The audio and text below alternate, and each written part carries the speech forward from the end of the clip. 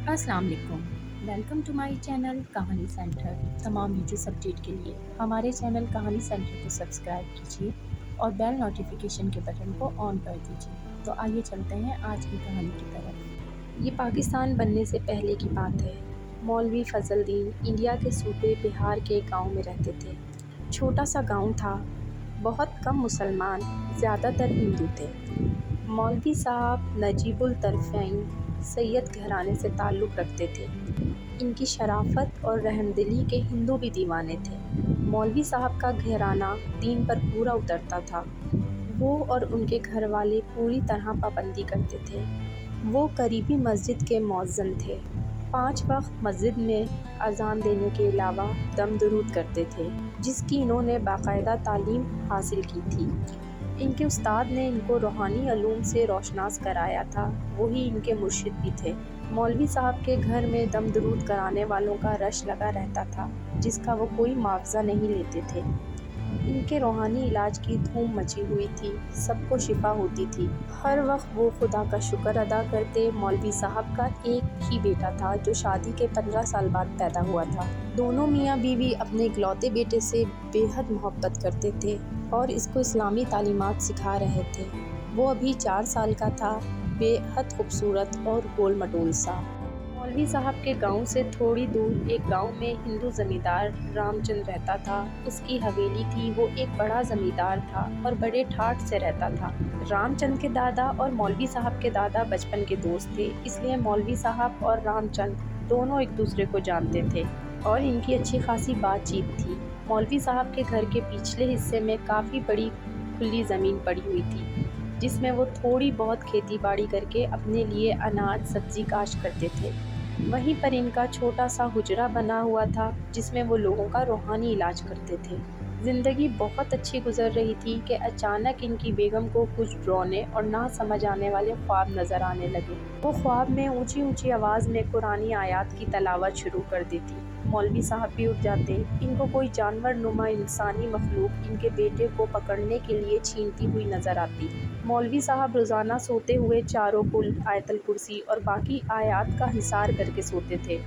कुछ दिनों बाद इनकी बीवी को दूसरा ख्वाब नज़र आया, जैसे कोई हिंदू आदमी है और वो इनके बेटे को अपनी तरफ बुला रहा है। दोनों ख्वाबों में बच्चे के हवाले से इन्होंने परेशान कुन चीज़ें देखी थीं, इसलिए मौलवी साहब भी कुछ फ़िक्रमंद हो गए और इन्होंने पहली फुर्सत में बच्चे के गले में हिफाजत का तावीज़ डाल दिया। मौलवी साहब लोगों पर से जिन भी उतारा करते थे, इसलिए इनकी बेगम को ख्याल आया कि शायद किसी जिन की हरकत हो। अगली बार भी इनकी बेगम को परेशान कुन ख्वाब आया, जिसमें देखा कि इनका बच्चा खड़ा है और कोई हिंदू पंडित अजीब से अल्फाज जैसे बिल्ली, मसला, ऐसे अल्फाज बोल रहा है। ये ख्वाब से इशारा मिल रहा था कि कोई परेशानी आने वाली है। मौलवी साहब बच्चे के गले में तावीज़ बनाकर और कुछ सदका दे के अल्लाह के भरोसे बेफिक्र हो गए। फिर कई रातें कोई ख्वाब नहीं आया तो इनकी बेगम भी बेफिक्र हो गई। कुछ दिन बाद अचानक एक दिन रामचंद इनसे मिलने आया और इसने अपने आने का ख़ास मकसद बयान किया कि इनके घर के पीछे जो ज़मीन है, इसमें एक बड़ा ख़जाना दफन है। तो अगर मौलवी साहब इजाज़त दें तो मैं इस ज़मीन पर एक ख़ास मंतर पढ़ने के बाद ख़जाना मिलने के बाद इसका आधा हिस्सा मौलवी साहब को दे दूँगा। मौलवी साहब ने कहा, तुम्हें कैसे पता चला कि वहाँ ख़जाना दफन है? रामचंद ने कहा, मुझे पंडित जी ने बताया है, इनको इनके बैरों ने इतला दी है।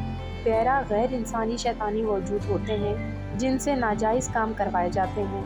मौलवी साहब ने कहा, मैं मुसलमान हूँ और मैं अपनी ज़मीन पर शैतानी अमल करने की हरगिज़ इजाज़त नहीं दूँगा। रामचंद ने कहा, सोच लीजिए, बादशाहों के वक्त का बहुत बड़ा कीमती ख़जाना यहाँ दफन है और फिर आपको इसका आधा हिस्सा भी मिलेगा। मौलवी साहब ने सख्ती से कहा, मुझे किसी दौलत की ज़रूरत नहीं है, मेरे पास अल्लाह का दिया बहुत कुछ है, तुम कहीं और जाके इस ख़जाने की तलाश करो। रामचंद ने कहा, मगर हमें इस जगह की निशानदेही बड़े ख़तरनाक जाप के बाद मिली है। मौलवी साहब ने कहा, तो फिर ने इस शैतानी जाप के ज़रिए ख़जाने को ज़मीन के अंदर ही अंदर से अपनी तरफ मुंतकिल कर लो। रामचंद ने कहा, ऐसा नहीं होता है। मौलवी साहब ने कहा, तो फिर ऐसा भी नहीं होगा। रामचंद ने कहा, मुझे हर सूरत ख़जाना हासिल करना है, मैं आपसे इजाज़त मांग रहा हूँ। आप इजाज़त नहीं देंगे तब भी मैं हासिल कर लूँगा।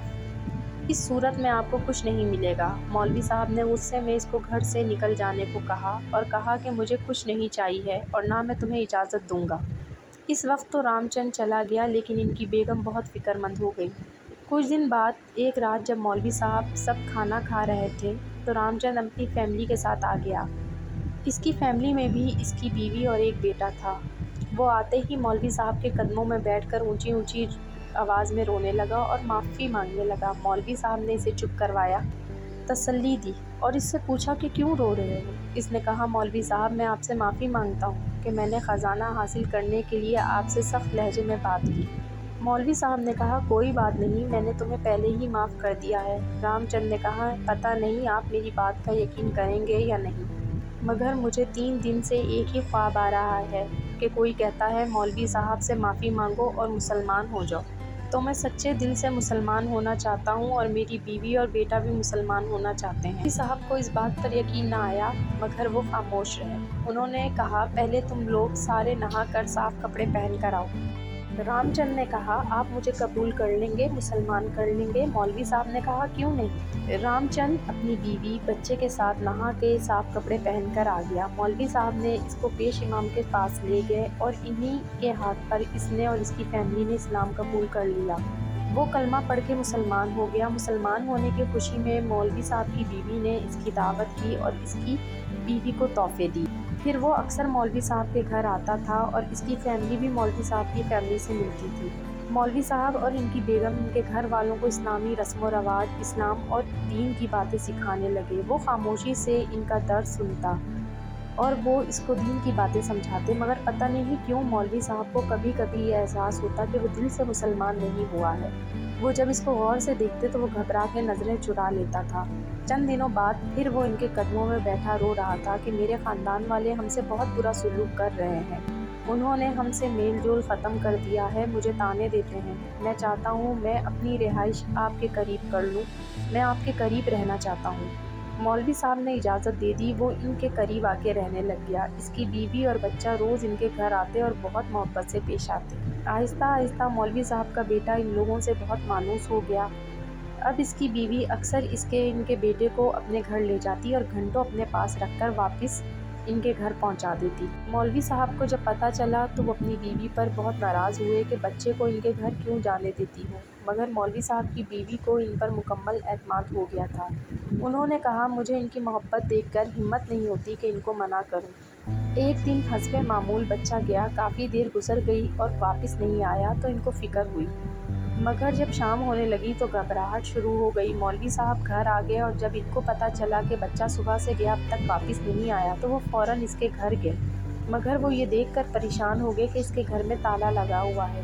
پوچھنے پر پتہ چلا کہ وہ اپنے گاؤں کل ہی واپس چلا گیا ہے، رات ہونے لگی۔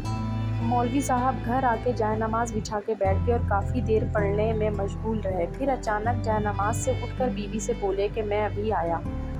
گھر سے باہر نکل گئے اور بڑی تیزی سے قریبی قبرستان گئے جس کی نشاندہی ان کو استخارے کے ذریعے ہوئی تھی۔ وہاں جا کے انہوں نے دیکھا کہ ان کا بچہ ایک درخت سے ٹیک لگائے اطمینان سے کھڑا ہے، سر کے بال منڈے ہوئے ہیں، ماتھے پر تلک ہے اور جسم پہ لمبا پیلے رنگ کا لباس۔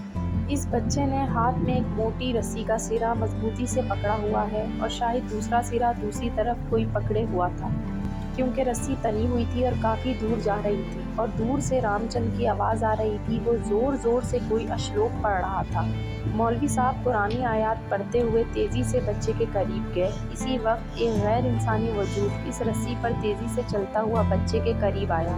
مولوی صاحب نے بچے کے ہاتھ سے رسی لے کر آیت الکرسی پڑھتے ہوئے پیپل کے درخت کی ایک شاخ سے باندھ دی۔ جیسے ہی بچے کے ہاتھ سے رسی نکلی وہ مخلوق بڑی کریہہ آواز میں چیختی ہوئی واپس پلٹی۔ مولوی صاحب زور زور سے آیت الکرسی کا ورد کر رہے تھے۔ اسی وقت ان کا بچہ جیسے نیند سے جاگ گیا اور بے ہوش ہو کے گر پڑا۔ مولوی صاحب نے کچھ دعائیں پڑھ کر بچے پہ دم کیا اور اس کو ہاتھ پر اٹھا کر واپسی کے لیے مڑ گئے۔ اسی وقت رام چند کے جنتر منتر کی آواز بھی بلند ہونے لگی اور وہی شیطانی مخلوق رسی پہ نمودار ہوئی، رسی کے سرے تک آئی اور بچے کو نہ پا کر پھر تیزی سے پلٹ گئی۔ جب تک مولوی صاحب قبرستان سے نکل گئے تھے تبھی انہوں نے ایک دل کو چیرنے والی چیخ سنی اور چٹاخ سے کسی کو تماچا پڑنے کی آواز سنائی دی۔ مولوی صاحب جلدی جلدی گھر آئے، دوبارہ تازہ وضو کر کے جائے نماز پر کوئی ورد کرنے لگے اور بچے کو بیوی کو دیا کہ اس کو غسل کرا دو۔ ورد مکمل کر کے انہوں نے پانی پہ دم کیا اور بچے کے جسم پہ چھینٹے مارنے لگے۔ بچے کو ہوش آ گیا۔ انہوں نے دوسرا تعویذ لکھ کر اس کے گلے میں ڈالا اور دعا پڑھ کے حصار کھینچ دیا۔ پہلے والا تعویذ بچے کے گلے سے غائب تھا۔ وہ رام چند نے اتار کر ایسا عمل کیا تھا کہ بچہ مکمل رام چند کے قبضے میں تھا۔ دوسرے دن لوگوں نے دیکھا کہ رام چند قبرستان میں مردہ پڑا ہوا تھا۔ اس کا رنگ لٹھے کی طرح سفید تھا اور چہرے پر کسی غیر انسانی ہاتھ کے تھپڑ کا نشان ابھرا ہوا تھا۔ بعد میں ادھر ادھر سے پتہ چلا کہ اس نے مسلمان ہونے کا ڈرامہ صرف خزانہ حاصل کرنے کے لیے کیا تھا۔ اس دن چاند کی 3 تاریخ تھی جب اس کو اپنے پنڈت کی ہدایت کے مطابق عمل پورا کر کے ایسے بچے کی قربانی دینی تھی جو چاند کی 3 تاریخ کو پیدا ہوا ہو اور مسلمان ہو اور اس کی عمر 4 سال سے زیادہ نہ ہو، مگر اس کو یہ نہیں پتہ تھا کہ مسلمان کی مدد خود اللہ تعالیٰ کرتا ہے اور شیطان کو ہمیشہ منہ کی کھانی پڑتی ہے۔ یہ مولوی صاحب کے قرآنی اعمال اور وظائف تھے جن کی برکت سے رام چند کا عمل الٹا ہو گیا اور وہ اپنی جان سے ہاتھ دھو بیٹھا۔